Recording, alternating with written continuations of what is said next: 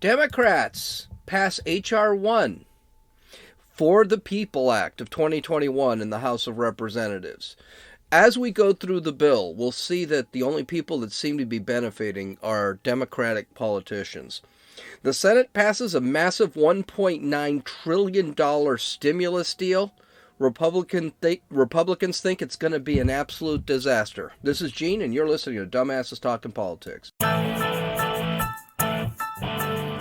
Hey, this is Gene. Welcome back to Dumbasses Talking Politics. It's been a hell of a weekend, and this might be a little longer than it should be, but it has to be because I just can't keep up with all the crap that's going on. So, the Democrats have decided that since they won the last election by screwing up the election due to COVID, they should be able to do that at any time. So last week, they passed H.R. 1, which is known as the For the People Act of 2021. This would make future elections just as chaotic as the election was in 2020. This is the worst example of the Democrats trying to retain power by any means necessary. Now, a lot of this act is nothing new. It actually is implemented for the most part in California. And if you notice in California, there are Democrats everywhere, including in red districts like Orange County and Riverside. So this is just an absolutely horrid bill. We're going to go through this bill because it's really kind of out there, and I'm using the Heritage Foundation. So the Heritage Foundation breaks it up, and they do throw their own opinions in here. So we'll talk a little bit about it. So let's take a look from the Heritage Foundation. The first part of the bill, quote, sees the authority of states to regulate voter registration and the voting process by forcing states to implement early voting, automatic voter registration, same-day registration, online voter registration, and no-fault absentee balloting. Wow. Registration is part of the voting process and is a pain in the ass, and it should be a pain in the ass. The reason it's not done the same day is because there needs to be some sort of verification. So typically you have to register, I think it's about 2 weeks before. I always register a couple of months before the elections. And I register all the time just simply to make sure that I'm in there. And it should be a pain in the ass. It should be a pain in the ass because you should want to vote. And you should want to go through the process to vote. Anyone who doesn't want to make the effort to register probably shouldn't be voting. And I've said this before, I've said it multiple times. Now, the big problem with this process is that, one, it doesn't allow for time to actually verify addresses. And this is going to be a constant theme here. There are going to be two themes here. No verification of individuals who want to vote, and unconstitutional. So, this basically federalizes the voting process, so the states don't make their own decisions. The states should be making their own decisions. Let's remember one thing, that the state, when we have a federal election for president or senator or whatever, we don't have one election. We don't have a federal election. We have 50 state elections. Each state have their own constitution. Each state has their own laws. And it's made that way. That's why we have an electoral college, because each state does have a say in the voting process.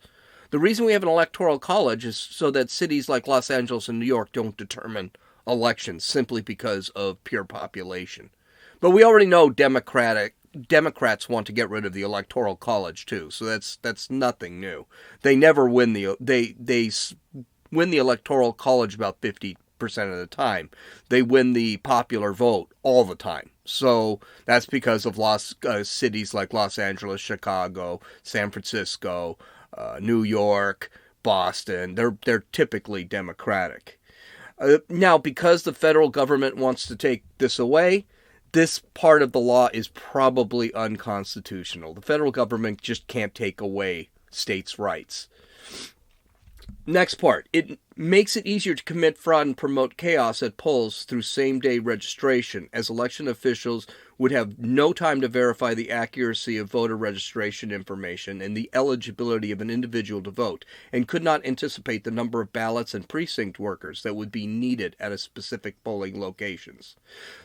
There's a reason one must register 2 weeks in advance, so that that individual can be verified, both address, social security number, anything that would, signature, it all has to be verified beforehand. This takes it away. And it also takes it away from the state, because that's the state's responsibility. Again, you're going to hear this multiple times. This is probably unconstitutional. Continuing. Hurt voter turnout through 15 days of mandated early voting by diffusing the intensity of get-out-the-vote efforts. It would raise the cost of campaigns. Voters who vote early don't have the same information as those who vote on Election Day. Missing late-breaking developments could affect their choices. I think this is one of the reasons Trump lost the last election. People were voting before the debates, and the Biden scandals were released after early voting had started. People did not know everything about their candidates, and polls after the last election showed that a lot of people wouldn't have voted, about 10% wouldn't have voted for Biden if they had known then what they knew during Election Day. And by the way, we don't need 3 weeks to vote. For the last 240 years, we've been voting on one day, and typically we knew who won the election that day. There's just no need to do 15 days of voting. We have actually separated the workload so that a state can figure out, who they voted for and who they didn't, and get it to the government so that they can announce a winner. Continuing, degrade the accuracy of registration lists by requiring states to automatically register all individuals as opposed to citizens from state and federal databases, such as the State Department of Motor Vehicles, Corrections, and Welfare Offices, and federal agencies such as the Social Security Administration, the Department of Labor, the Federal Bureau of Prisons, and notice the Federal Bureau of Prisons? Yeah, they want felons to vote. And the Center for Medicare and Medicaid Services of the Health Department and Human Services. This would register large numbers of ineligible voters, including aliens, and cause multiple or duplicate registrations of the same individuals, and put federal agencies in charge of determining a person's domicile for voting purposes, as well as that individual's taxing state. This is fraught with corruption. This is California. California is doing this now. If I go and get my driver's license or voter ID, driver's license or an ID, I actually am automatically registered. Now, California says this doesn't happen. For example, illegal aliens have to actually fill out a separate document to get a driver's license or an ID. Yes, California, you can be an illegal alien and get a driver's license. Go figure. But the reality is the forms are almost identical, and even California has admitted there have been illegal aliens registered. They seem to think that is a good thing that they caught illegal aliens being registered, but because they filled out the wrong form, because the forms look identical. But the reality is, how many actually got through? We don't know. So this is huge corruption, and the state of California is absolute living proof of that. Okay, continuing. Constitute a recipe for massive voter registration fraud by hackers and cyber criminals through online voter registration that is not tied to an existing state record, such as a driver's license. It would make it a criminal offense for a state official to reject a voter registration application, even when it is rejected under the color of law, because the official believes the individual is ineligible to vote. It would also require states to allow 16-year-olds and 17-year-olds to register. When combined with a ban on voter ID and restrictions on the ability to challenge the eligibility of a voter, this would effectively ensure underage individuals could vote with impunity. Nothing when it comes to registration or voting should be done online. I don't understand this whole need for online. Everything should be paper. It is way too insecure to do all this stuff online. Registrations to vote and voting should be paper, period, That's it. We've been doing this for almost 250 years, all on paper. We never had the internet. We never needed the internet.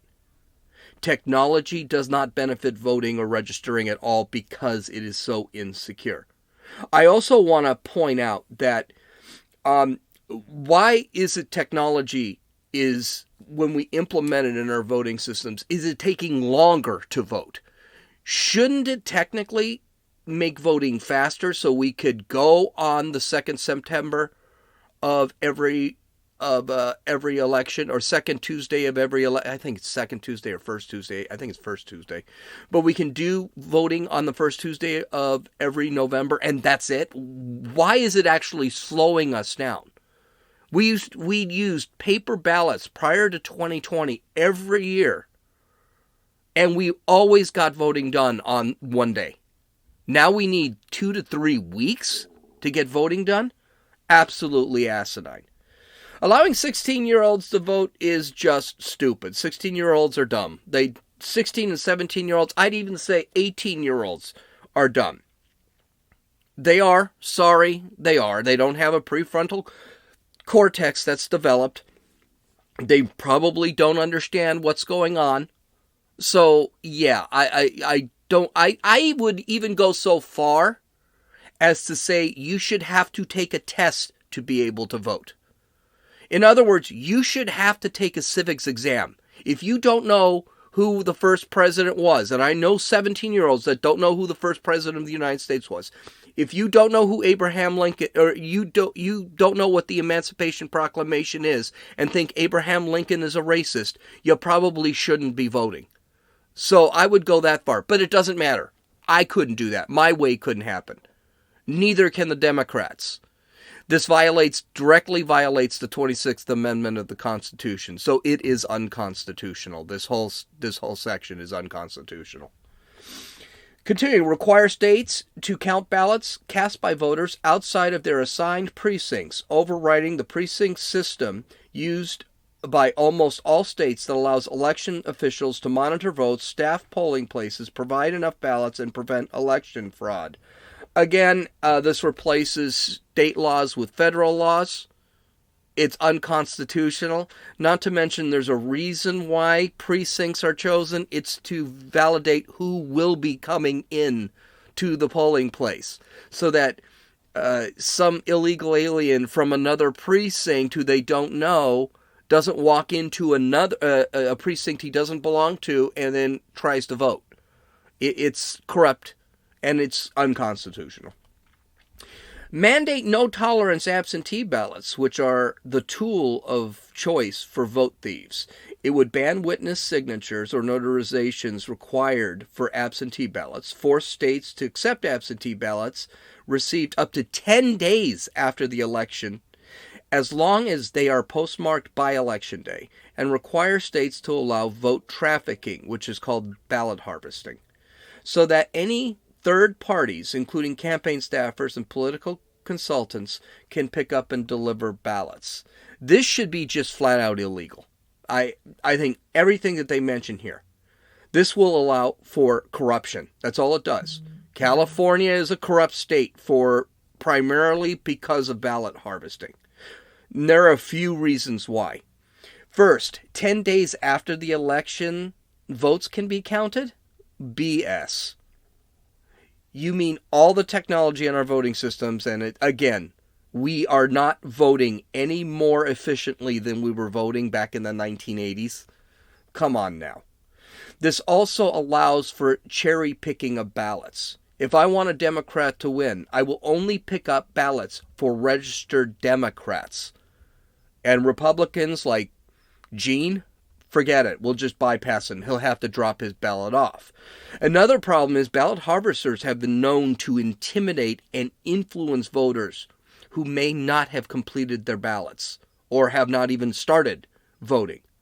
This has happened in California, where especially with the older folks, where a ballot harvester will come to a home and the old person will say, well, I didn't fill out my ballot. And he said, I'll help you fill it out. Not to mention, and this is probably the chain of custody is broken. The beauty of voting prior to the 2020 election is you went to the ballot box, you walked into that little booth, you filled in your ballot, and then you walked in and you dumped it in the ballot box. The chain of custody was never broken. That ballot box was locked, and that ballot box was then brought to the state headquarters where it was counted. It was opened and counted. That ballot box had a strict, small line of custody. Here, with ballot harvesters, there's no chain of custody. The ballot harvester takes the vote, does whatever he does with it, and then drops it off. So suddenly you have a completely insecured ballot. This is why ballot harvesting should be illegal. Continuing. Prevent election officials from checking the eligibility and qualifications of voters and removing ineligible voters. This includes restrictions on using the U.S. Postal Service's National Change of Address system to verify the address of registered voters.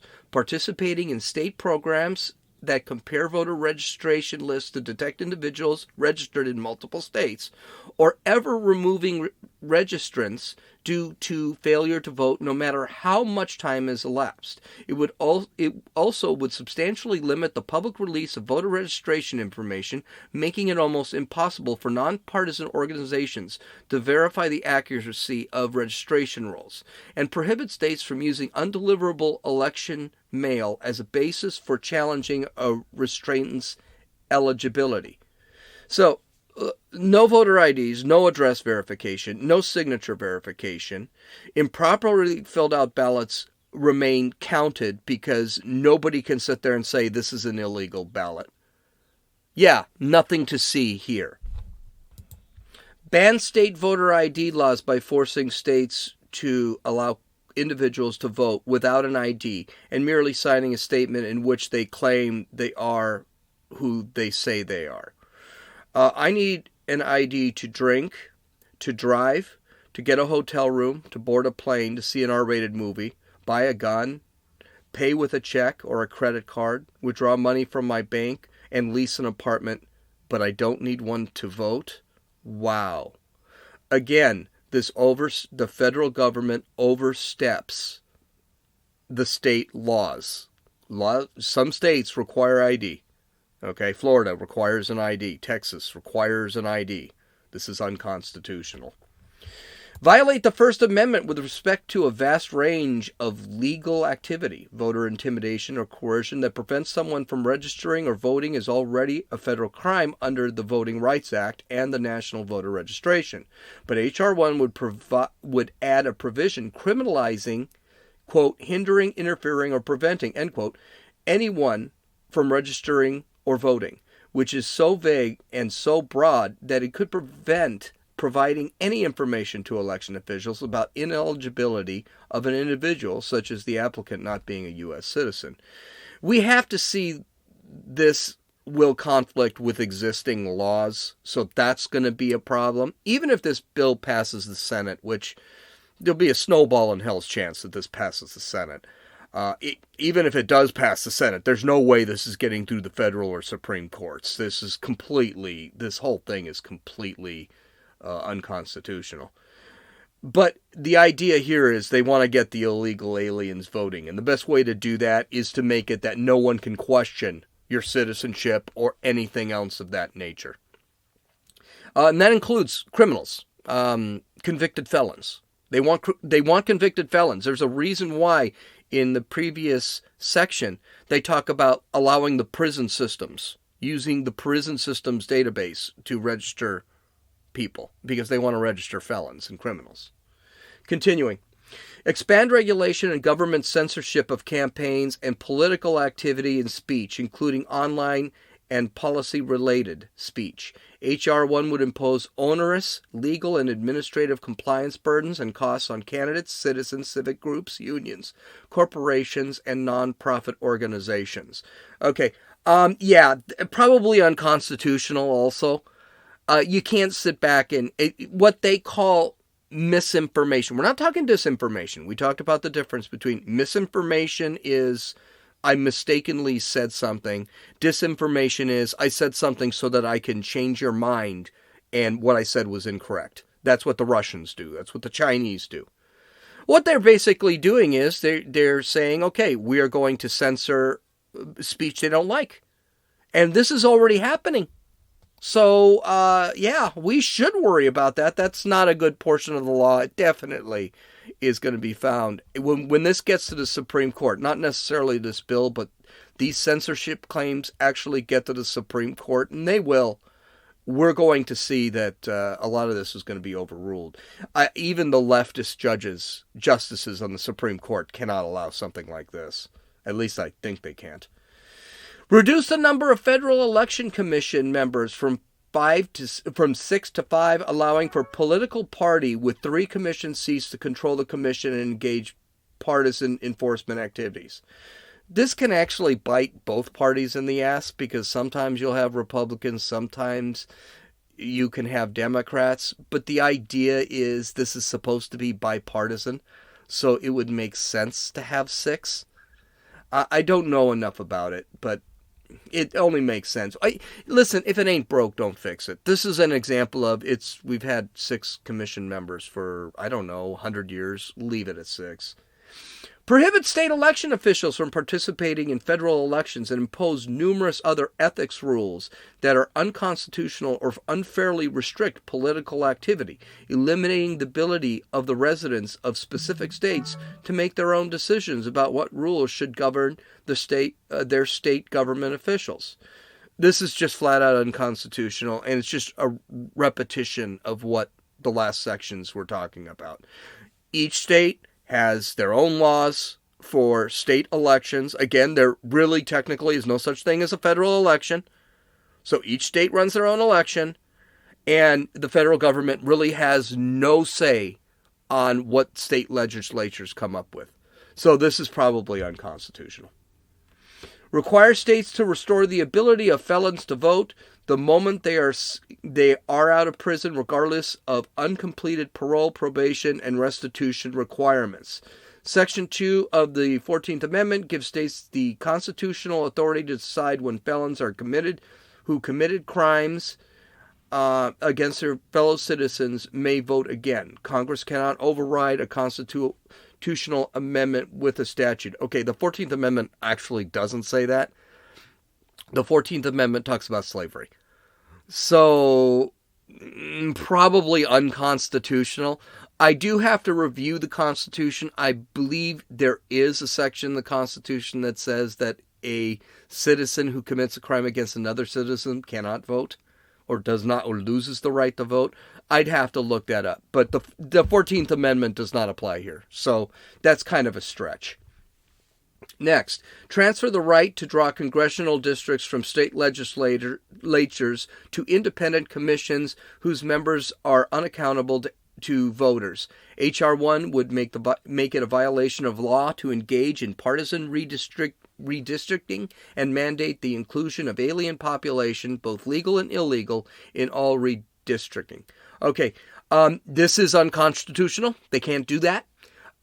All districting is based off of is partisan. Texas is a prime example, and believe it or not, it's based on race.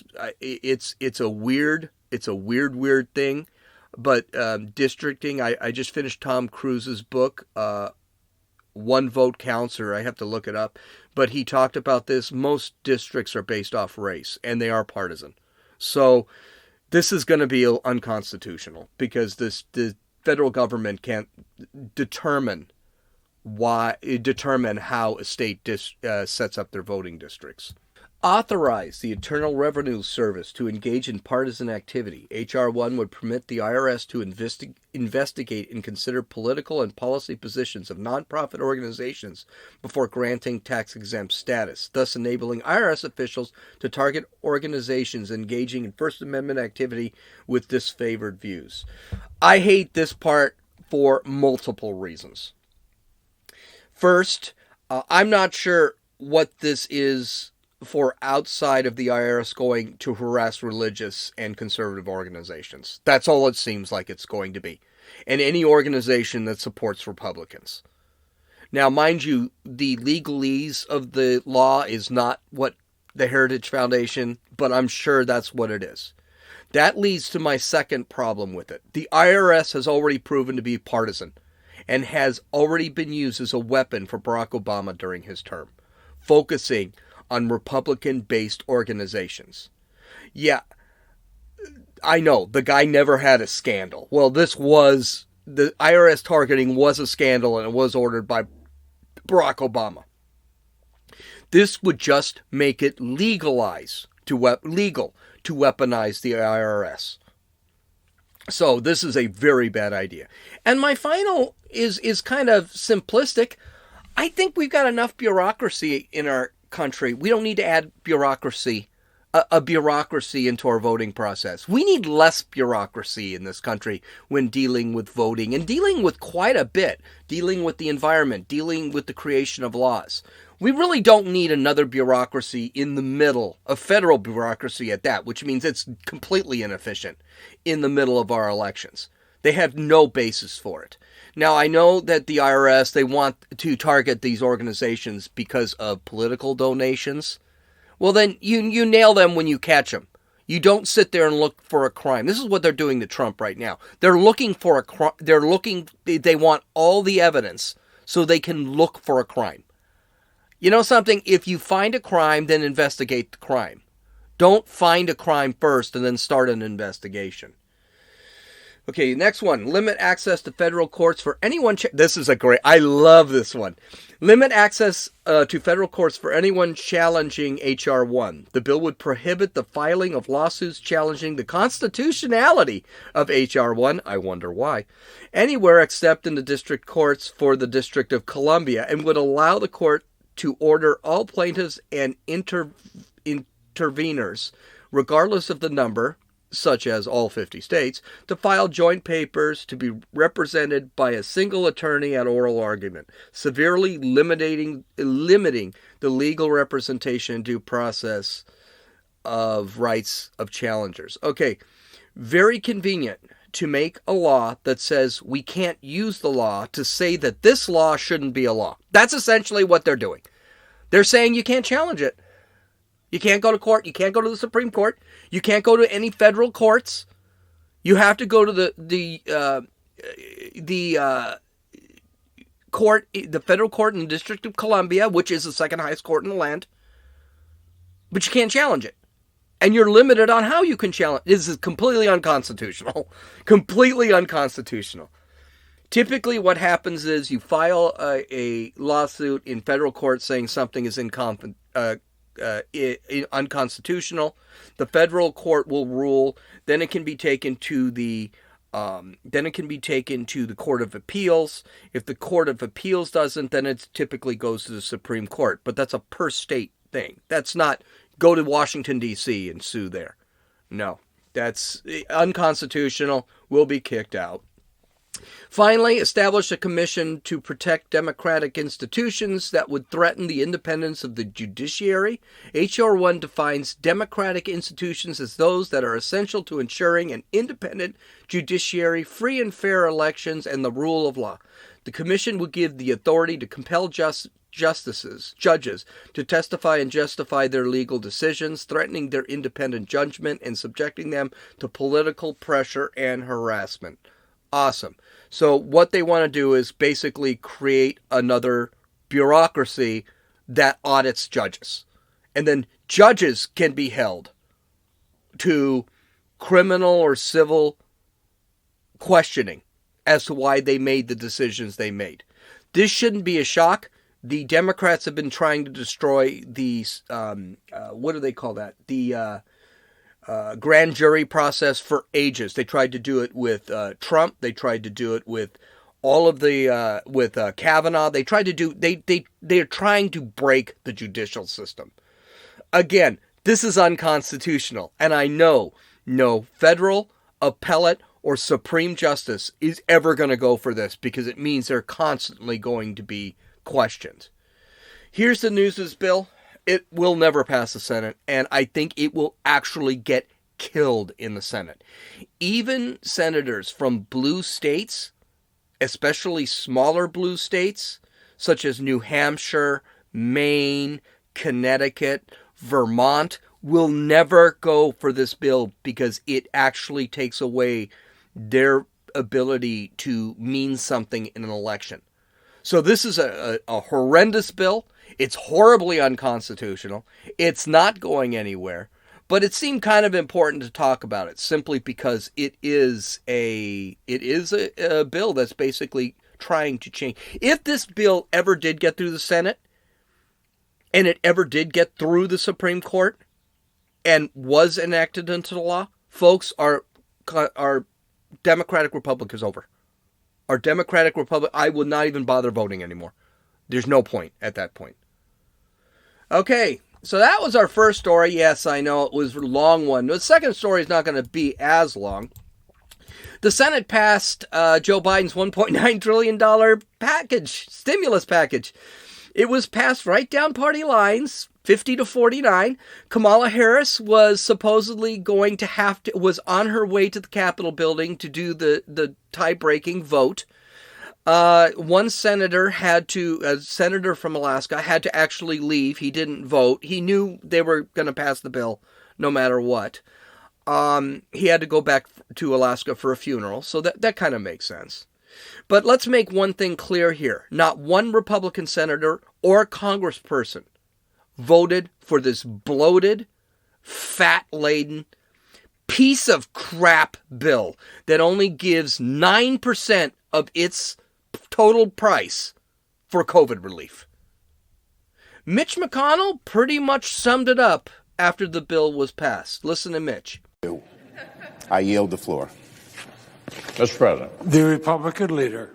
the Senate has never spent $2 trillion in a more haphazard way or through a less rigorous process. Voters gave Senate Democrats the slimmest possible majority. Voters picked a president who promised unity and bipartisanship. Democrats' response is to ram through what they call, quote, the most progressive domestic legislation in a generation on a razor-thin majority in both houses. The right path was obvious. We followed it 5 times last year. 5 rescue packages totaling $4 trillion, and none of them got fewer than 90 votes. The Senate wrote the CARES Act, Republicans and Democrats shoulder to shoulder. That was the road to real pandemic relief, but Democrats actually wanted, Mr. President, something else. They explained their intent very clearly: to exploit this crisis, quote, as a tremendous opportunity to restructure things to fit our vision. I know the clip was a little long because, Cocaine Mitch isn't actually the swiftest guy in the world to speak, but that was pretty much accurate. This was just a waste of money, and it was there to push Democrat wants. Don't forget, this bill, 9% goes to COVID relief. The rest of it goes to infrastructure. It goes to teachers' unions. The bill is spread over the next few years. They didn't even spend all the money from the last COVID relief bill. It goes to Democratic states that have ruined their economies. States like California, New York are going to get a ton of money, $200 billion to fix their economies that they just trashed. Gavin Newsom is about to lose his governorship because he's destroyed California so badly. Andrew Cuomo is about to lose his governorship. And don't kid yourself, it's not about that sexual harassment crap. He's about to lose his governorship because he trashed his state. He ran that whole thing. It's a terrible bill. So there were things that happened during the vote. First off, Senator Ron Johnson, who's a Republican from Wisconsin, said, you know something? Look, we're going to read the entire 628-page document. It took the Senate clerks 10 hours and 44 minutes to actually read this thing. They didn't finish until 2 o'clock in the morning on Friday. Steve Daines, a Republican from Montana, worked all night without sleep to try and get the Keystone XL pipeline added as an amendment so that they could actually have that run again, so that we have oil and our gas doesn't go up 60, 70 cents. Do you realize gas has gone up 60 cents in California? Well, that didn't go through. But what he also tried to do was sit back and cut spending on transit projects. An example of a transit project he wanted to cut was a $175 million transit project in California. And that's just in California. There's one in New York, and there's a couple in Boston. They're all blue cities, by the way. And that got kicked back. Senator Bernie Sanders also was not happy with the bill. He wanted the $15 minimum wage put back in. And that failed. Actually, that failed horribly. Kyrsten Sinema and Joe Manchin both said they won't vote for the bill if they left that $15 minimum wage in there. Kyrsten Sinema, who I never liked much, now I'm really beginning to like her. She walked up in the middle of the Senate and said, "I will not vote for this thing." She put her hand down and then stamped out of the place. So there were changes made, which basically means this bill has to go back to the House to be voted on. The changes that were made were the removal of the $15 minimum wage, the removal of the raising of unemployment from $300 a week to $400 a week. That was removed, and an extension of 2 weeks to how long you could get unemployment benefits. That was removed. Now, as of now, this bill has been voted by the House. It's been accepted by the House, and now it has been signed into law by President Biden. So a lot of us are going to be getting checks. So I guess that's good. According to analysis, each person will receive about $1,400 $1,400 per person in a household. So if you have 2 kids and are a single mother with 2 kids and you make under $75,000 a year, you're going to receive $4,200.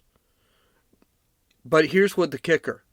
The bill itself will cost each person $5,700 per person.